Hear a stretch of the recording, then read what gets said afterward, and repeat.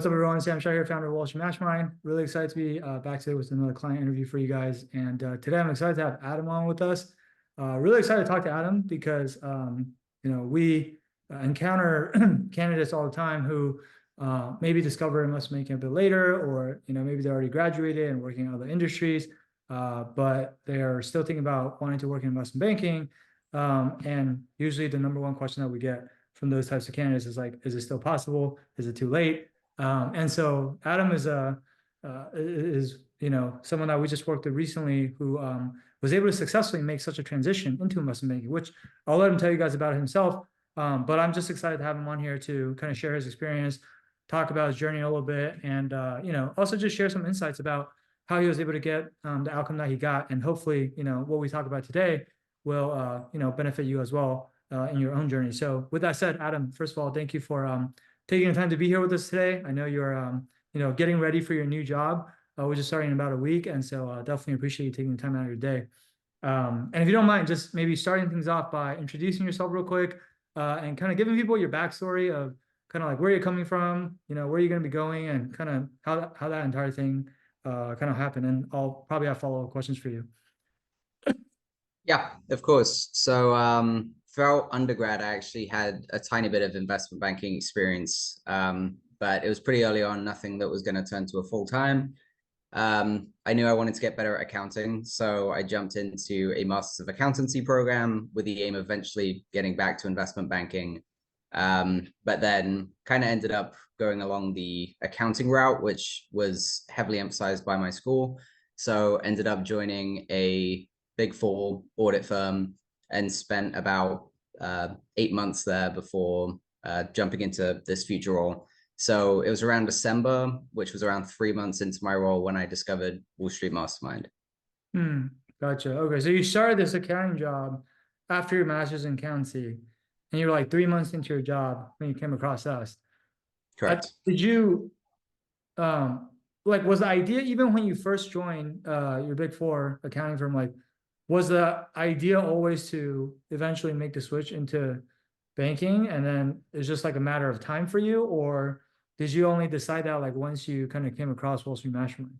Yeah, so it's a bit of 50-50. I'd always wanted to jump back into M&A, and my fallback would have been some sort of advisory role for mergers and acquisitions, like financial due diligence or transaction advisory services. And I knew, although I wanted to jump back into investment banking, I knew there was sort of this ticking timer, that the further I got into this job, the further that role would have been more elusive to me. And I hadn't really had the timeline mapped out. So I definitely think Wall Street Mastermind launched that likely years ahead of what my actual timeline was expected to be. Gotcha. Okay. What made you want to, just curious, because like you said, you did the investment banking internship in college. It looks like probably summer of, well, I guess that was what, summer of your junior year, maybe? I don't know. But like, what made you want to, why not just like go straight into banking as opposed to getting the master's in accountancy first? Because that would have been like the more straightforward path, right? Yeah. So as you probably know, recruiting could be pretty brutal. I didn't feel confident enough with technicals, and I really just didn't see it as attainable. So it wasn't something that I tried really hard for and then failed at. It was something that I just didn't have the confidence for going into it. And I knew this other route was safer, and I still wasn't closing the door quite out yet, for that future role. Gotcha. Okay. I guess also you were, I guess you were also coming from a non-target school for undergrad, so that probably also made things harder as well, I imagine. Absolutely. Gotcha. Okay. How'd you come across Wall Street Mastermind then? You said like it was like 3 months into your full-time job, right? Were you like looking for kind of a program, or how did you kind of find us? No, as I said, I didn't really have the timeline mapped out. I knew it was something I wanted to do, but I also knew that with the job I currently had, especially during busy season, I knew I was going to be busy, and it wasn't something at the forefront of my mind. I stumbled across on, I think it was Instagram, like a cheat sheet of 2 pages for everything you need to know in technicals. And for me, that was perfect. That's something that I could wrap my head around. This was going to be a condensed way of me looking at it, as once I do eventually study for it, I'll be able to look at that and know I'm good before an interview, which would give me peace of mind. And of course, it was offered free. So I went through all the steps to download that, and then I got a call from, I can't remember who it would have been, maybe Patrick, and got that a couple of weeks later. And he basically advertised the program for me. And I was mentioned the money back guarantee version of it. And for me, that felt like the safest way to launch into this. So although it was a bit of extra money, I meant this is a win-win for me, regardless of which direction this goes. And that's when I really started to hunker down on recruiting. Gotcha. Okay. Because basically it's like the idea is like either you work with us and successfully get a job in banking, or else like, you get your investment back and you didn't really lose anything and you gave it your best shot, essentially. Exactly. Okay. Yeah, that makes a lot of sense. So I guess like the last time you seriously recruited for banking then was back in undergrad then, like you didn't really try to do that when you were in your master's program, right? You just only recruited for accounting. Okay. Yeah, exactly. And so then when you came into this program, it had obviously been a while since you last recruited for banking. Can you talk a little bit about what did you find to be the biggest difference between how you did it the first time when you were kind of doing it on your own versus kind of how you did it this time? And then like, I guess let's start there. And then I have a couple other questions, but. Yeah, of course. So those two main things, the first being all of the behavioral help, which for me was mostly my resume and just some of the questions. So I've naturally had a lot of confidence with recruiting in general outside of technicals. So for example, in audit, I applied for like 7 roles and I got offers from every single one of them. I felt I had all my behavioral answers down, but it wasn't until I sat down with some of the coaches from Wall Street Mastermind that I realized my resume did need quite a lot of help, despite the fact I was quite confident with it previously. So that was one of the biggest things. After I'd finished working with you guys on the resume, I really felt like, wow, I am going to lock down a lot more interviews moving forward with this, as it's a lot cleaner. It lays out just everything better. So that was one of the major things. I don't know how many interviews I would have foregone had that not been in place. And the other thing, and I think the most important thing, was the way you lay out technicals. I think if you don't have a structured program like this, it's very much just looking up words you don't understand and kind of just navigating all of the typical online forums. And it's a very clunky and messy process, I think. Yeah. And I still, even if you spend months and months and months of that, I don't think you'd ever feel fully confident, because there could have been a forum you missed or a certain topic that just never showed up that you could get asked about. But the way you laid it out, I think, was incredibly easy to digest, easy to go back and study for, and just really simplified for all of what's considered pretty difficult financial concepts. Gotcha. Even for someone like you who has an accounting background, I'm sure a lot of people are wondering, like, okay, so you're working at a Big Four, you're an accountant, like you got a master's in accountancy, probably a lot of the technical stuff is stuff you already know or you already learned in school, right? Or like, is that not actually the case? Like, how do you kind of think about that? Yeah, I think there's a massive difference between accounting and finance. And I think the more detailed you get in each, the further you get away from the other. I think both provide, if done right, a pretty good basis for digesting financial statements. But in terms of what you do with that afterwards, I think they both go in completely different directions. So in terms of the actual technical studying, it felt very new to me, despite the fact I graduated with a finance major and, of course, got my master's in accounting. Yeah. Because I guess like even within accounting, there's obviously different divisions and whatnot, but like you specifically were doing, I guess, audit, right? Correct. Yeah. And so I'm not an auditor, or I've never done audit, but I guess like as an auditor, you're primarily like, what are you doing primarily? You're like figuring out if all the entries in the financial statements are actually accurate. Is that kind of like a good way of explaining it, or? That's a decent way of explaining it. The bigger issue with how far removed audit is from finance is the big picture versus the small picture. So audit, the big picture, that's exactly what we're doing, right? We're making sure everything's at least reasonably okay to submit to the SEC, that it's accurate. But from a functionality basis, you're actually honing in just on cash or just on accounts payable. And you're not even testing that whole population. You're drilling super far down into one area of the financial statement. You don't really do much with how that relates to maybe other areas of the financial statement. So for example, how the three statements connect. You really don't touch the others unless you're specifically testing that line item. So I don't think audit gives you a big fundamental understanding of all three statements and their interconnecting functions. Gotcha. Whereas like as a banker, you're more required to think, like look at the entire picture of like, this is a cash flow statement, this is a balance sheet, this is an income statement. Here's like, if this business transaction happens, here's how all three statements would change. And then also then using those three statements to then like determine the value of the business and do a bunch of other analysis on top of that, basically. Yeah, it's a much higher level picture, which I personally think is much more exciting. There's bigger decisions to be made with that rather than auditors. We're analyzing a $20,000 entry, and that is our focus, right? So while it extrapolates up to a bigger picture, the understanding and decision making is much more pigeonholed. Yeah, gotcha. Okay. That's really helpful because I think a lot of people, and I think, look, even regardless of whether you're an accountant or not, I think like a lot of people have similar questions where they say, oh, you know, I've taken accounting and finance courses in school. A lot of the stuff that I find and a lot of our students find is that the stuff that you learn in school, even if you've taken not accounting, but just like you've taken finance classes, a lot of that is more theory and or you know academic versus you know what you really need for the interviews is kind of the more practical side of things of like you know knowing how to apply this theory and this knowledge into you know actually doing transactions, right? And so you know that's kind of the way we try to teach our technicals is you know in the more application knowledge way, and also because that's really like what you need to master in order to do well in these interviews anyway, right?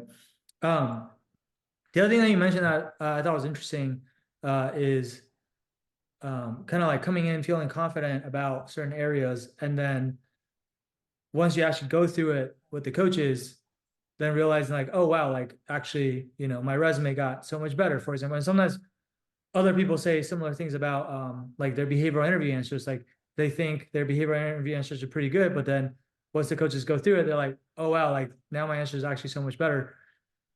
Why do you think that happens? Like, you know, having kind of gone through that, like, what do you think caused that disconnect, I guess? Yeah, for me personally, and I don't know how much this would overlap with other people's experiences, but I've done very well with at least accounting recruiting when I was going through that process. My behavioral answers were tried and true, and they worked for me. Because of that, getting that excellent feedback, I just kind of locked that in as these are my forever answers until it becomes too deep into my history that they're no longer relevant. That's kind of how I came in. And I don't know if that's due to the different of selectivity of those interviews or whether they worked better for that function. But it wasn't until I worked with my coaches to polish answers or potentially change answers that in retrospect, a lot of those answered had a lot of my previous answers were just not as thorough or didn't answer the objective quite as well. And I guess would lead more confusion going later down the line when they went to sit down and review it. And I think Andrea does an excellent job of kind of laying out why answers need to be the way they are, how recruiters view those answers, etc. Yeah. Yeah, I feel like you know, with the technical on our end, like with the technical interviews, people are always very worried about a technical interview because that's very black or white. It's like very obvious if you don't know how to answer a technical question, right? And so like people know that, oh, I have more work that I need to do here, right?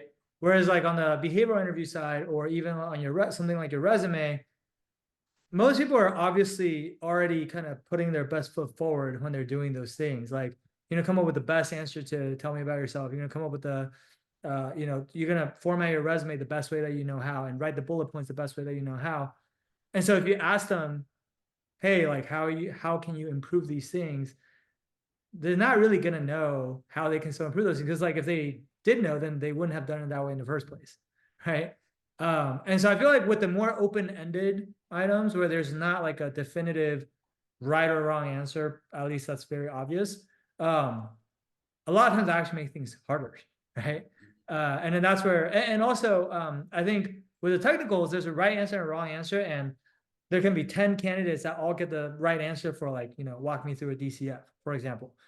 With the behavioral answer or with even your resume, you're being graded relative to your competition. So it's like you're not it's not whether yours is right or wrong anymore. It's like you're being graded on a curve compared to everyone else. And so you knowing what you're going to do is like one piece of the puzzle.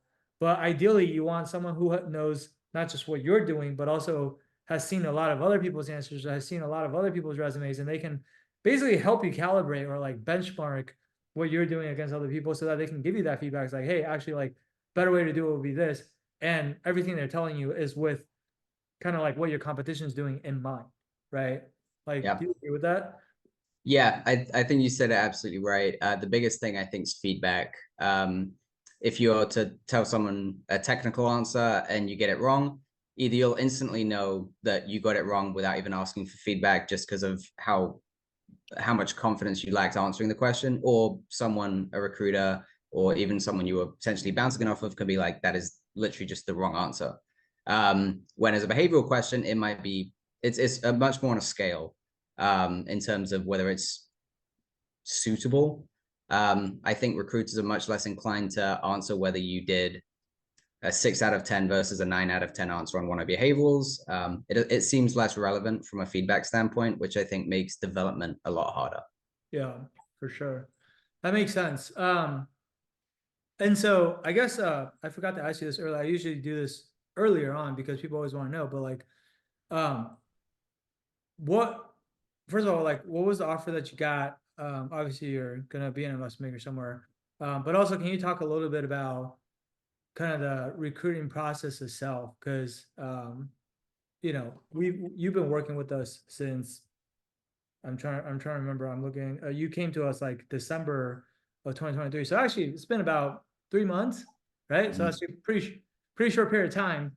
Um, you know, how many processes did you have to go through in those 3 months to before you like ultimately landed this offer? And also, I think was the other thing that some people might be curious about is like obviously you weren't going through the kind of traditional undergrad on-campus recruiting pipeline because you were already working, right? So like, how was that different than, like if someone else was also trying to, lateral from say accounting or something else into banking, like what are some things that they have to kind of keep in mind, I guess? Yeah, one thing's going to be, of course, a lot less structured timelines. I think coming out of undergrad, there's a major emphasis on these kind of milestone dates that this recruiting is moving forward with. So because of that, you might not hear for a couple of weeks. You might hear the next day. It's much more messy, I'd say. Mm, Um, Another thing to consider is pretty much all of these positions, especially if you're jumping into an analyst or associate role, you're jumping into either because that company's picked up a bunch of work recently and they need someone to get this work done, aka that needs to be done now, or someone's just left the firm, whether they've jumped to another firm or buy side, whatever it is, they have a vacancy that needs to be filled ASAP. mm, So there isn't this summer 2025, spring 2026 sort of dates. It's going to be, you're going to get asked, when can you start in pretty much all of these interviews. yeah. So I think that's a big thing to consider is that you won't be able to put in a 6 month notice with your firm. If you're trying to lateral, it will be much more immediate. And then I'd also just be ready for less structured questions too. They're also almost always going to ask to meet in person, which can be quite difficult if you're not being transparent with your employer about recruiting, because you might get asked to come in on a Wednesday to a different state. That, of course, is going to be quite difficult to work around. Mm, So I think that's something to consider. The other thing is if you're coming from accounting, a lot of firms that are going to be looking for you are ex-accountants themselves, which was much more prevalent than I thought. Not to do with the offer I took, but a lot of them were asking very heavy accounting questions that wouldn't typically come up in financial recruiting. mm. You're saying the interviewers are now bankers, but they used to be accountants themselves, and that's why they're more willing to talk to you. And then they kind of ask you very technical accounting questions. Yeah, and a lot of it's because they see some sort of value in X accounting. Obviously, most bankers don't come from an accounting background, Yeah. and some bankers view it as valuable. And there's a very small pile of people that are very good at accounting that want to be bankers. So they kind of seek those out. I was asked about implementation of ASC 606, just stuff that I wouldn't expect or would have been studying for in investment banking recruiting. Yeah, which you don't really need to use that in banking at all, to be honest. I think it's more for some sort of financial. I'm assuming it's more for, this was actually for a buy side role. So still investment banking, but more buy side. And I think it would be more for a buyer asking, oh, could you give us more detail on what you think of this company's performance? And you'd need to know a bit more intricate accounting areas, I guess. They saw value in that. So you mentioned, to your point earlier, most of these lateral opportunities are either like pickup and deal flow, and so they're understaffed, or someone leaves early and they have to backfill them. Um, and these are like much less structured processes. So how did you go about finding these opportunities? Was it just like mostly through your own networking efforts, or like how did you kind of land your interviews, I guess? Most of my interviews actually came, believe it or not, through dry applying. While I think Wall Street Mastermind did an excellent job setting up networking, and I made sure to use every avenue possible, a lot of this came from dry applying. Some bigger banks, some middle market, lower middle market, kind of all over. And obviously, much of that is the help from resume and cover letter reviews. Um, but I did get quite a lot of interest from that. And I think partially because it's a unique background, but I still show the relevant qualifications. I think that's interesting to a lot of recruiters. Yeah. And I'm also just going to go back to answer your question because it was kind of loaded. But in terms of processes, I was probably in total throughout that 3 month time frame in about, I'd say 6 maybe different recruitment processes. So round 1 onwards. Okay. That's a lot. Okay, so then you interview with these 6 places, and then the offer that you ended up accepting, was that just like kind of the first one that you got and you decided to run with it, or how did that kind Yeah. of play out? Yes and no. So I definitely realized after my first 2 interviews that were back to back on the same day that I just wasn't 1000% ready. I was maybe 90% of the way there, but I definitely left that thinking, wow, I wasn't fully ready. And this was mostly because of technicals. So I studied full technicals probably in about a 2 week period. I wasn't expecting to get any interviews. So I thought I'll blast out applications, I'll start studying the technicals, and then when I start hearing back in a couple of months, if I get some interest, then I'll be fully ready. But some of the interviews came way early, so I tried to blast through everything super quick. I maybe only got halfway through the technicals, so all the way through accounting, and they started asking valuation questions. Hmm. And I was basically just using that initial 2 hour crash course, trying to just use whatever I'd gotten from that to Yeah. answer them. Obviously, I wasn't ready, but by a week later, I was nearly entirely prepared, I'd say, in terms of interviews. So I felt pretty confident moving forwards. Gotcha. So even when these 6 processes, like the first 2 or 3 or so, you weren't really fully ready. But something like that happens a lot, I feel like, with not just people who are trying to lateral, but also sometimes people who are going through the undergrad process, because the timelines are moved up so early nowadays. Sometimes you need that, you need those first few interviews to be kind of like the kick in the butt to, like, get you going and like give you a forcing function to like really learn everything as quickly as possible. And then without that, you might have taken much longer to actually learn it, right? Especially like you're also juggling this on top of a full-time job. And so you probably have to do most of your studying like, before or after work or on the weekends, I assume, right? Correct. Yeah. And it was, of course, busy season 2. So it wasn't a 40-hour a week job. It was significantly more. So definitely cramming that in was quite difficult, but Yeah, it was like, I'm very impressed that you did it in such a short amount of time, because I remember we worked with someone else that worked at a KPMG audit before, and then was trying to lateral to investment banking, and he ended up succeeding with our help as well. But I know when he first came in the program, he thought he was gonna like get through everything super quickly, and then busy season happened, and then he just like did not do anything for like 7 months or something. And then finally, when he like finally got back to studying, actually, I think he might have taken a sabbatical from work for like a month just so he could like truly buckle down and study and recruit. And then from that point on, he got his offer within like a month. So it was like very quick. But he's just like he couldn't even come up for air when busy season was going on. So I think it's impressive that you were able to juggle both at the same time, to be honest. yeah, the big thing for me was just acknowledging what was important to me. So the weekends were just a full-time job on top of that. So of course I felt a bit of burnout like kind of further into this process, because even after the technical studying, it was polishing my technical skills as well as blasting recruitment stuff. But I just felt this is very important, and obviously every month technically isn't going to get any easier. I just felt there's no reason to be playing golf on a Saturday, or there's no reason to be doing whatever. This is obviously more important. So it's just making sure I mentally understood that going into it. Yeah, I mean, like, because in audit, when you're doing busy season, you're kind of working banking hours anyways, right? Like, I'd say discounted a tiny bit, but yeah, it's not nowhere near 40 hours now. yeah, and I just remember, our two other clients when they both came from KPMG audit, separate teams, but like they both came from KPMG audit, and then when they made the lateral to their investment bank, they were telling me like, yeah, I'm basically working around the same hours now, and my pay doubled because I guess big four firms just don't pay that much, at least not in audit. And so No. for them, it was like, yeah, this is super important, just exactly like what you said, which is like, why wouldn't you want to do the same amount of work but get paid twice as much, basically? Yeah.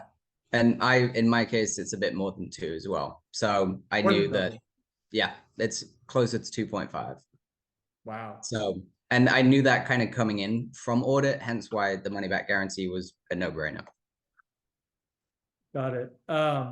Yeah, and that's like, it's a great investment, right? You think about the ROI on that, like we're talking about 2.5x just in your year one. This already more than pays for itself many, many, many times over, but you're then gonna kind of increase your pay from there for every single year for the rest of your career. And that gap is just gonna be wider and wider, right? And so It's exponential in terms of the return on investment. And I especially think, not even just from a monetary standpoint, but from an interest standpoint, I think if you're trying to leave your career to go into investment banking, it's likely more interesting to you. I think you'd struggle to do it just for a pay, just because there is a lot to learn. The interviews could be brutal, and especially after you start, there is a lot of work to do and a lot of stress. yeah. Especially because a lot of your compensation's in bonus. I think waiting 12 months or something to get um, that feedback, I think would be difficult. But especially if you find it more interesting, it wasn't super difficult, I guess, to kind of kick my butt in gear and kind of chase it. That's a great point too, right? Like the money's nice, but ultimately, look, if you're going to be pulling 70 hours, 80 hours a week in accounting or in finance, um, that's a lot of hours for something that you are not interested in. So like if you think accounting is boring and then you stay in accounting, like you're gonna have to drag yourself out of bed every morning, go to work, like look forward to the weekend, which is what like honestly a lot of people do when it comes to their jobs, versus finding something that you're genuinely interested in and you think the work is interesting and work doesn't have to feel like work, right? And you get compensated for it. Like that's the best of both worlds, right? And so I think that's what everyone is looking for, or should be looking for at least, is like finding something that's really a great fit for you, and you're doing what you enjoy and you get paid while doing it. That's what it's all about, right? Absolutely. Um, so I guess I'll end on this one final question, which is, uh, what's now that you're kind of on this other side of this process, what's like the best piece of advice that you have for, let's say people who are maybe in a similar boat as you, or like, people who are maybe already graduated, already working somewhere, trying to make the switch into investment banking. Maybe they're wondering like if it's even possible. Like, what's something that you kind of figured out along the way, or you picked up along the way that you feel like just really made a big difference for you in terms of getting you this outcome? Is there something like that that you can kind of pass on to other people? Yeah, the biggest thing for me is going to be the technicals. So as I've mentioned at least probably 2 or 3 times on this call, you've laid them out excellently in terms of ability to absorb the information. I've spoken to other people in the program that are actually in a similar boat to me, coming from the exact same background. And we were both, I think in January, still hesitating to kind of reach out to applications, just because we knew that we'd get bombarded by questions we didn't understand, and we'd picture ourselves on this blacklist forever. Like it'd be bad to get a Goldman Sachs interview or something, knowing you would perform horribly on it and you'd likely never get a hear back from them. So I would recommend getting through the technicals relatively quickly, just so you have some confidence going in. But at the same time, I hadn't learned all my technicals when I'd recruited, and it was actually getting that crappy interview out of the way that kind of finished kicking my butt in gear. Yeah. So a combination of making sure you're applying basically super quickly, but also making sure you tandem that with blasting through the technicals as quick as you can while understanding the information. Yeah, that's a really good point. It's like, yeah, I mean, obviously it's a fine line, but like we said earlier, sometimes you do need that extra bit of motivation to just like really force you to do the things that need to be done with more urgency. But also the other thing is, to be honest, like I mean, people probably didn't pick up on this, but we talked about this earlier, right? Which is most of these lateral opportunities, it's only because somebody just left the firm and they need to backfill them urgently, or like workflow picked up and they need one extra person or something. Like it's never going to be, oh, we're hiring this huge class of 10 new analysts or something, right? So like most of the time it's going to be like one spot or maybe two spots that the firm's trying to fill, and they're also trying to do it ASAP. So like when the application's open, if you don't apply, like there might not be another application that comes around from that firm for the foreseeable future. And so like it's irrelevant if you say like, oh, I'll be ready in 2 weeks, if the job has already been filled, right? And like even just speaking from my own experience, like when I lateraled from Deutsche Bank after my first year to Morgan Stanley my second and third year, and that entire process from when they reached out to me, because I had an acquaintance in the group, so he reached out to me, asked me if I was interested in this position. It wasn't even marketed, and I said yeah. And then like from that point to me getting the offer, I had to do a phone interview and then go in for a super day. Like everything happened within the span of a week, and it was like they were moving with just a ton of urgency. And for the people that didn't know about the role, like you blink, like a week goes past, like the role has already been filled, right? And so, Exactly. like a lot of times, like if you're trying to lateral and these opportunities come up, like you just have to go for it. And like whatever happens, happens. And like if you bomb the interview, you bomb the interview, and hey, you'll learn from it. The most important thing is if you learn from it and like what areas you still need to work on, and you go back and work on those things. It's okay to fall, but as long as you're falling forward, basically, right? Yeah. And I'd also like to, on a very similar note, just go over something that is especially important for lateral recruiting is the difference between a full-time internship that's starting a year from now or for full-time offers or whatever. A lot of those are under the expectations that you'll come in and do 2 to 3 weeks of training. And that, yes, you've understood all the written questions, you've understood the technicals, but now you actually need to learn to put it into practice. These people that need that position filled ASAP aren't looking for someone that they're going to be spending months on training. They're looking for someone that kind of hits the ground running.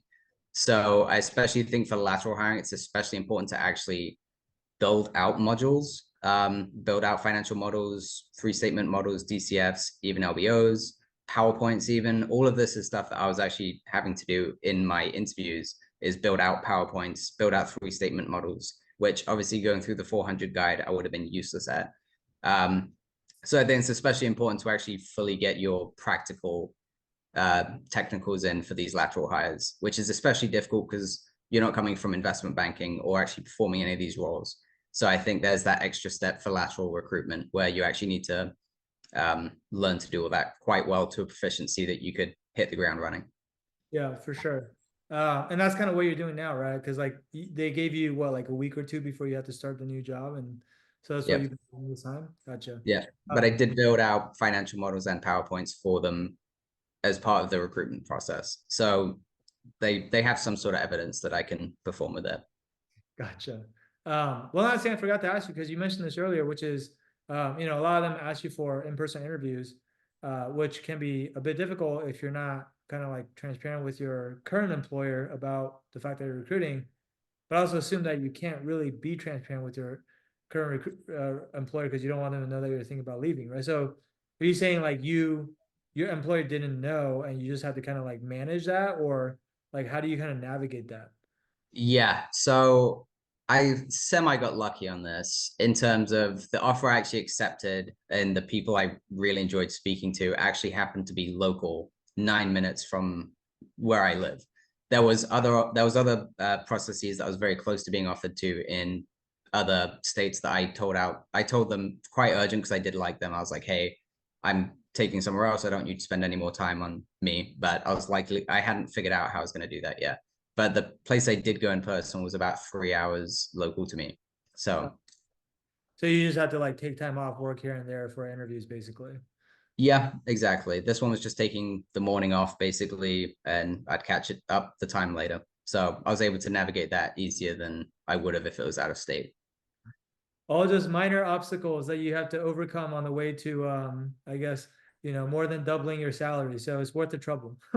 Exactly. That's how I view it as well. Yeah, for sure. Awesome, man. Well, this is super helpful. And guys, for those of you that are kind of still with us, if you're finding yourself in a similar situation, maybe you already graduated, maybe you're thinking about getting into investment banking, maybe you want to back when you were in college and you just didn't do it, or you're just discovering the industry now.